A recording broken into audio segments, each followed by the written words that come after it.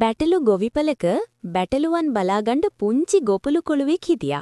හැමදාම බැටළුවන් තනපිට්ටනියට ගෙනහිල්ලා උන් තනකනතෙක් බලා ඉන්න මෙම ගොපළු කොළුවා පුරුදු වෙලා හිටියා.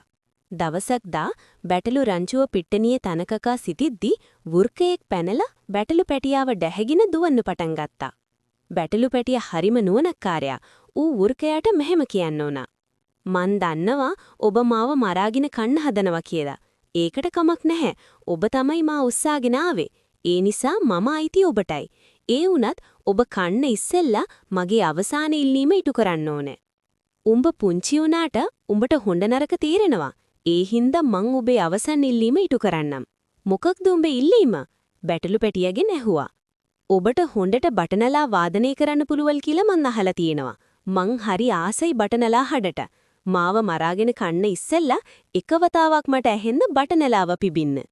වෘකයා බටනලා පිබින්න දැනගෙන හිටියේ නැහැ. ඒ වුණාට බැටළු පැටියාට ඇසෙන්න බටනලාව පිබින්න වෘකයා කැමති වුණා. වෘකයා සෑහෙන වෙලාවක් නලාව පිබලා අවසන් කළා. එය කිසිම තාලයක් මිහිරක් නැති නිකම්ම ශබ්ද නැගීමක් පමණයි. අපිව බලාගන්න ගොපළු කොළුවාටත් බටනලා පිඹින්න පුරුවන්. ඒත් මෙතරම් ලස්සන බටනලා වාදනයක් මම කවදාවත්ම අහලා නැහැ. මං හිතන්නේ ලෝකයේ ලස්සනම බටනලා පිඹින්න ඔබ විය හැකිය.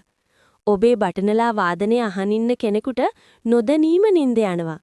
මේ කැලේ ඉන්න කිසිම සතෙක් ඔබ තරම් දක්ෂ නැහැ. බැටළු පෙටියා වෘකයාට ප්‍රශංසා කළා.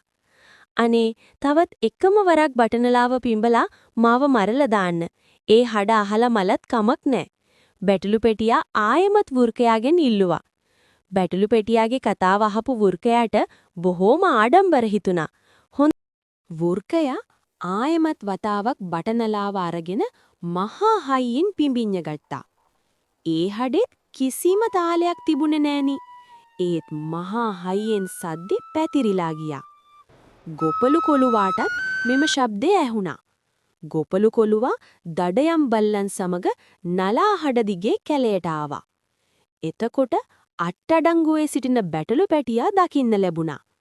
බලු රැළ වෘකයා අල්ලා කීතු කීතු වලට ඉරලා දැම්මා. බැටළු පැටවාගේ නුවණ හින්දා ඌ යාන්තම් ජීවිතය ගලවා ගත්තා. පුංචි දරුවන්ට මෙවැනි රසවත් ආදර්ශවත් කතා නැරඹීමට සබ්ස්ක්‍රයිබ් කර බෙල් සලකුණ ක්ලික් කරන්න. කතාව හොඳ නම් ලයික් එකක් දාන්න.